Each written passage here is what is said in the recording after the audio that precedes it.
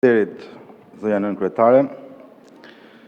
Sot në këtë seancë ka 1, 2, 3, 4, 5 projektligje për bujqësinë në Shqipëri.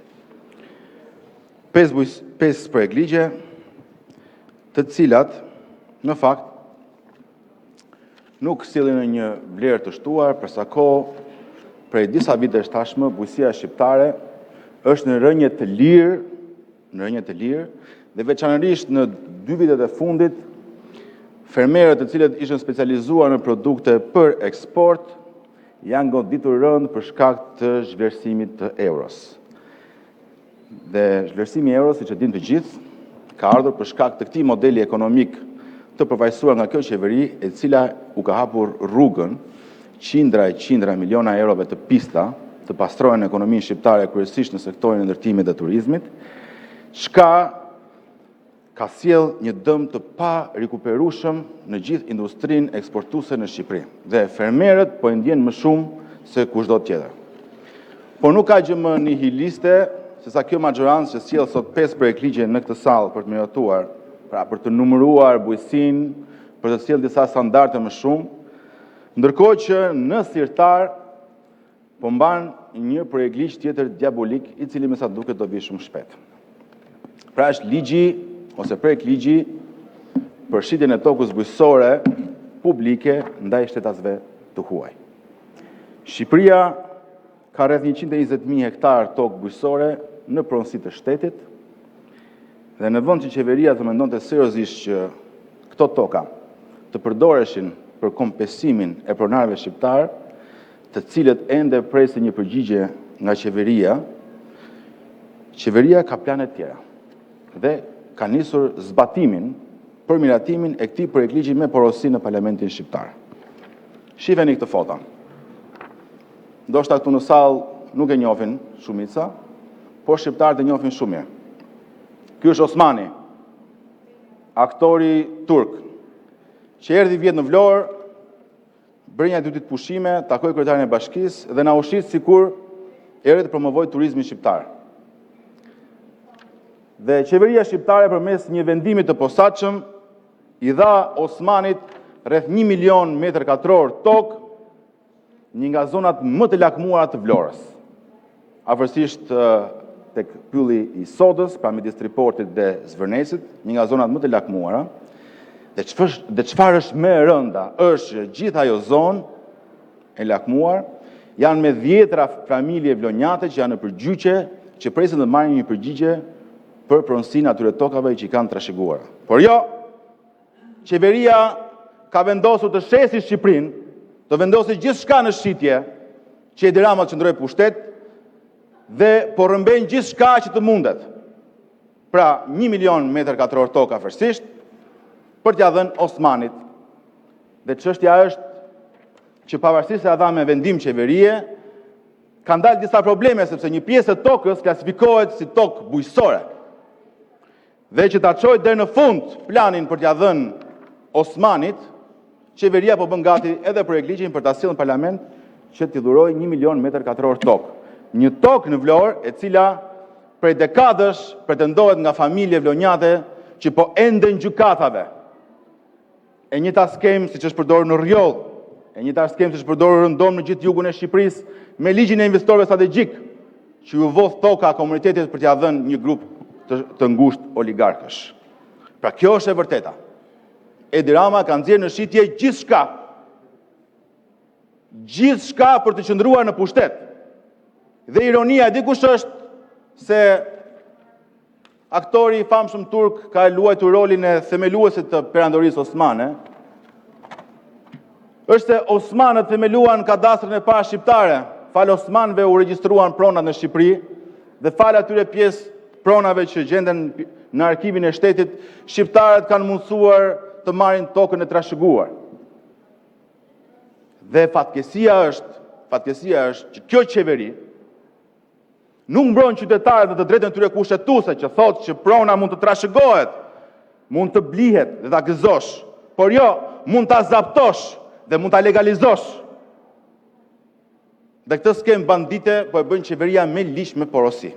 Një lloj siç është dhe ligji për zonat e mbrojtura, që u amendua me porosi në të parlament, në mënyrë që t'i hapte rrugën zaptimit të plazheve më të bukura në Shqipëri. Duke përdorur dhe aty skema nga më të sofistikuara duke përzgjedhur dhe krimin organizuar. Tani, më thoni ju të gjithë mua, a është e falshme kjo gjë? Që një pronë e lakmuar t'i jepet një personazhi, ashtu si që danë 4.2 milion euro Kanye Westit? A nuk është kjo një shitje e Shqipërisë? Se çfarë do të bëjmë më shumë një qeveri, një kryeministër të shesë Shqipërinë? Një pronë që ende sot është gjyqeve, që dhjetra familje presin nga shteti shqiptar për kthehet tokën e gjyqeve të tyre, Edi Rama jep një tjetër palaçoje, si punë e këtij, që janë si prestanome. Hiqni dorë nga këto, respektoni të drejtën e shqiptarëve për pronësinë, sepse ndryshe fundi juaj do jetë shumë më i rëndë se çka keni imagjinuar. Nuk është thjesht largimi nga politika. Nuk është thjesht largimi nga politika. Mos guxoni ta sillni atë projekt ligjit në parlament, sepse parlamenti më pas do rrethohet nga dhjetra mira pronare shqiptare që nuk do e falin më Edi Ramën. Edhe ty Taulant, patjetër. Dakor? Ty të parin. Se ti je strumbullari kryesor që i lëviz gjërat në parlament. Të thash, dilni shëtitje në rrugët e Tiranës dhe shiko koshat e Tiranës. Dhe shantazhet e tua nuk do pinuj, si që shikon, nuk po na mbyll dot gojën. Tani jepu shpjegim shqiptarëve se si do japësh ti tokën e vlonjatëve 1 milion metra katror tokë, ti personazhi këtu. Keni përgjigje për këtë? Për ligjin që keni bërë me porosi? Ke përgjigje? Apo do nxjerrësh letrat e Bixhosit e do fillosh të bësh Bixhos prap me fatin e shqiptarëve? Taulant, u ka dalë boja, u ka ardhur fundi, nuk do ketë më Kanye West, nuk do ketë më Osman që t'u dali për Zot. Nuk do ketë. Është gjithë bota e civilizuar që është me të rinj shqiptar. Jeni kthyer të urryer Taulant, të urryer. Në një koment për Dua Lipën keni? Apo tani ajo është bërë ajo e urryer që kur doli në mbështetje të rinjit shqiptare. Faleminderit. Zoti Balla për replik.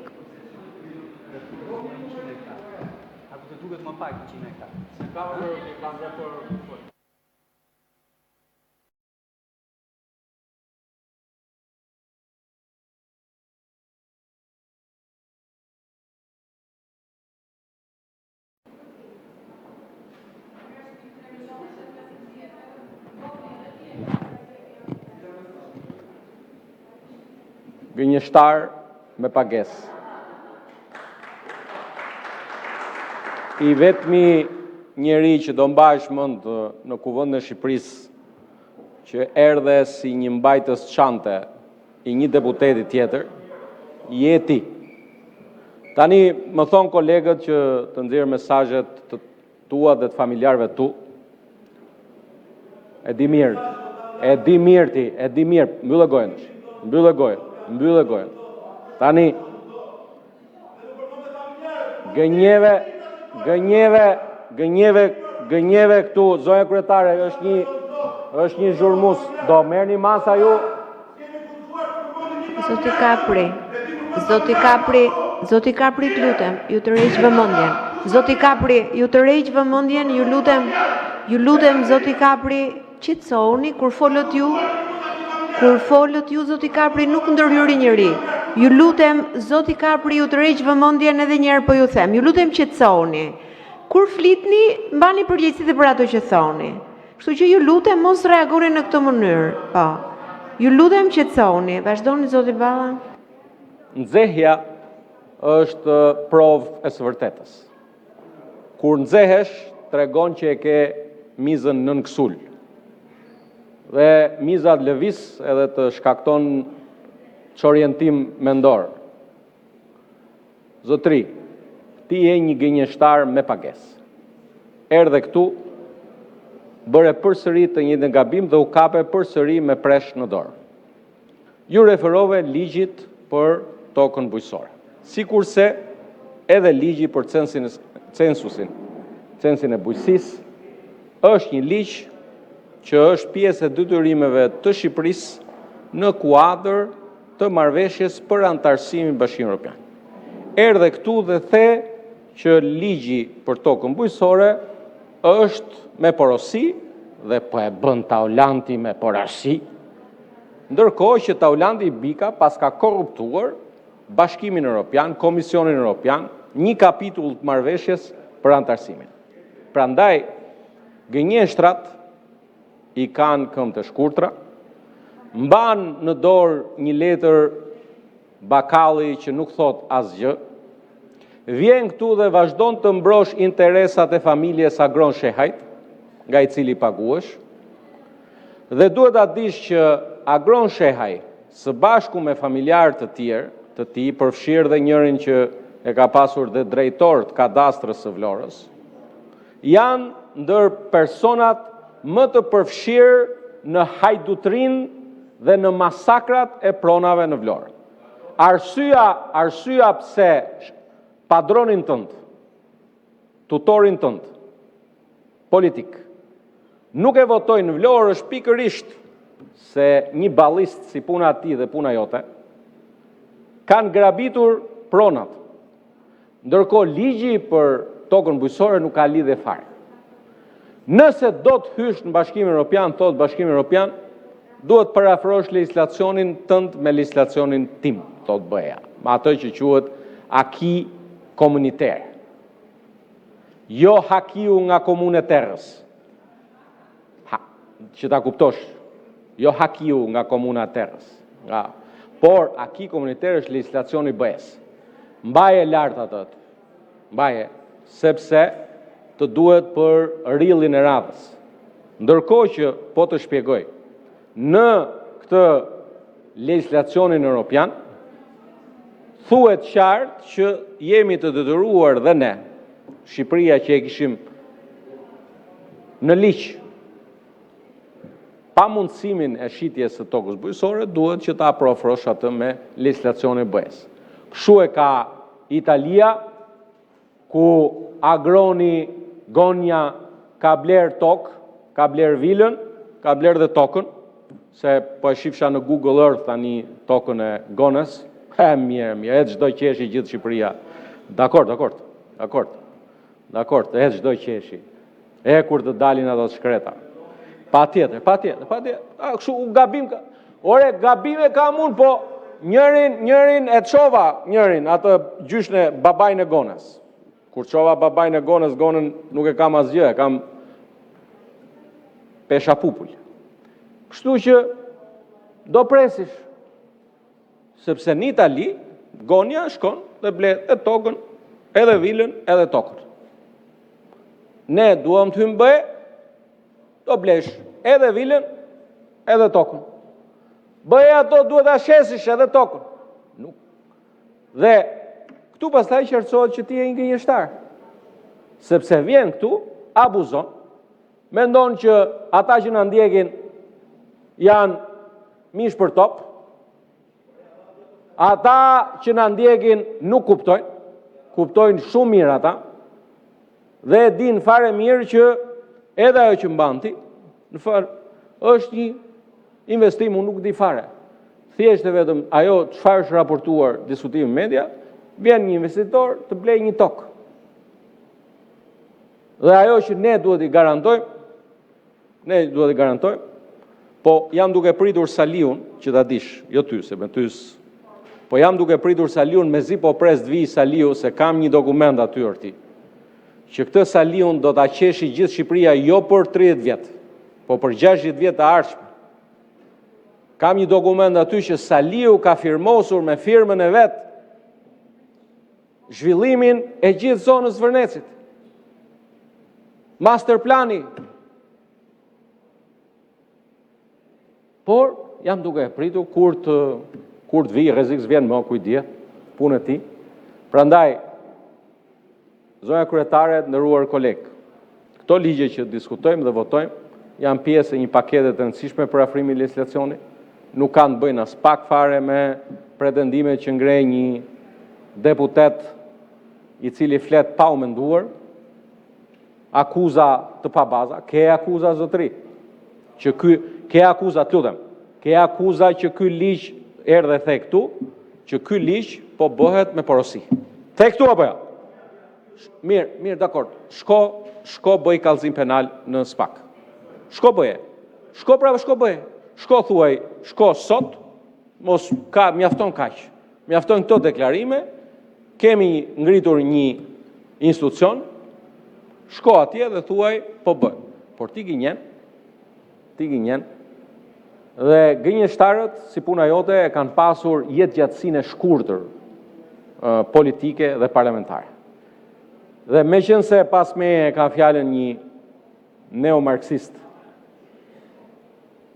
i ekstremit majt, por që vetëm lidhje me parimet e neomarksizmit dhe të majtës nuk ka, sot Departamenti Amerikan i Shtetit, sekretari Rubio, organizon një konferencë ndërkombëtare pikërisht për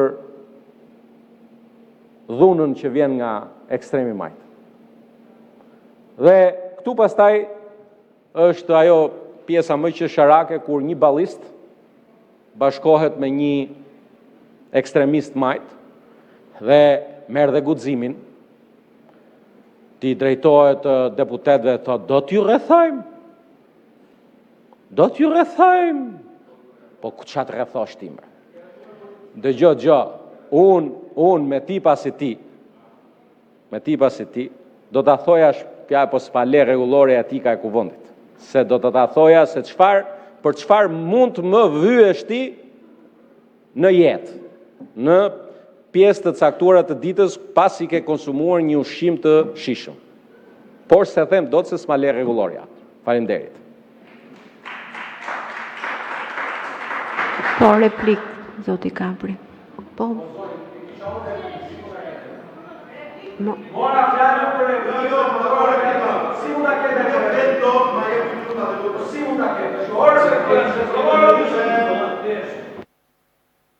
Si zonjë sot, falenderoj shumë zonja nën kryetare. Mbas të rregullore zoti Kapri, pa koment. Po, 2 minuta. Pa koment se për ju je dhe zonjë, je edhe kështu që nuk ju njeh, kështu që më mirë vazhdoni replikën pa koment. Zonjë, sapo u shpreha një kompliment. S'kam nevojë zoti Kapri, se i kam marrë komplimentat nga ju shumë herë më përpara. Tani më lejo të flas. S'ka nevojë të komentosh për gjithçka që themi ne. Atëre, pavarësisht betejës politike në këtë parlament, midis të rrezë dhe të vjetrës, kur nuk kemi guxuar të përmendim familjarin e askujt. Dhe sapo e bëri Tauland Balla duke më shantazhuar në këtë parlament duke më përmend mua familjar. Pavarësisht betejës që kemi me Tauland Ballën, që çfarë s'ka thënë, çfarë s'ka bërë kundër nesh, dhe shantazhet që e vazhdon, nuk kemi guxuar të përmendim asnjë familjar të tij. Vjen këtu dhe më shantazhon mua me familjen time. Dhe ky është një model që ndryshon, që përdorin gjithçka për të shantazhuar çdo që ka guximin të thotë qoftë edhe mendimin e tij, të përmendin familjarët. Se çfarë duhet ndodhi më shumë? Domethënë edhe familjarët të përdorin. Tjetër, zoti Balla, sapo fola për një denoncim konkret. Ta thash, nuk pa dhe guxim të flasësh për Osmanin. U more me familjarët e mi, por nuk fole për Osmanin. 1 milion metra katror mori kyte në Vlorë me vendim qeverie. Pse nuk fole për këtë? Për banorët e Vlorës që janë 10 familje që presin në përgjykata të marrë porosin e tokës dhe ja japin Osmanit. Dakord, sa për shantazhet e tjera nuk pinuj, ke provuar gjithçka me ne Tauland. Dhe siç e shikon, përballë na ke dhe përballë do t'jemi gjithkohës. Dhe do ta shikosh Tauland se kush do dali më herët nga politika. Megjithse të marrësh shembull ty për politik, nuk ke se çfarë mund. Zoti Vëngu.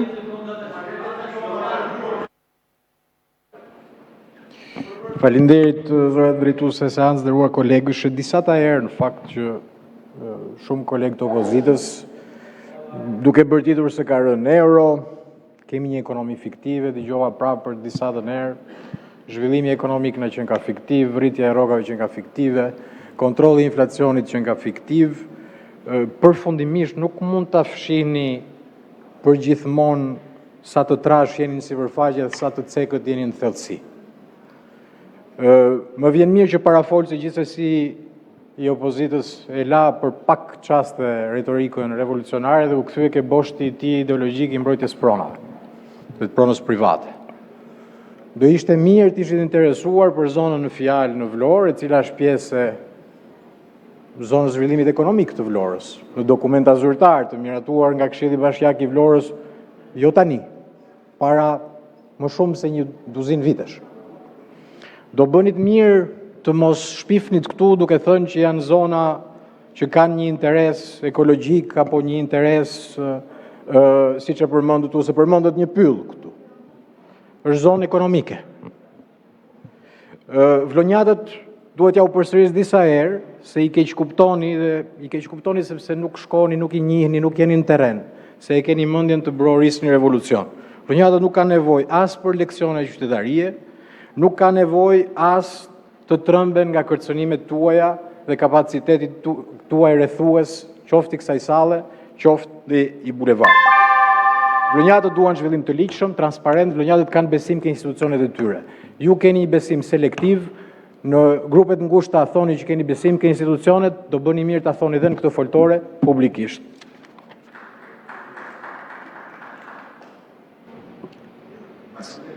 Zoti Kapri keni fjalën. M'fal, zoti Muçi keni fjalën. Zoti Muçi s'ka më repliku, ju lutem. Zoti Muçi nuk ka lidhje fare, zoti Kapri e bët replikën, të lutem. Zoti Muçi keni fjalën.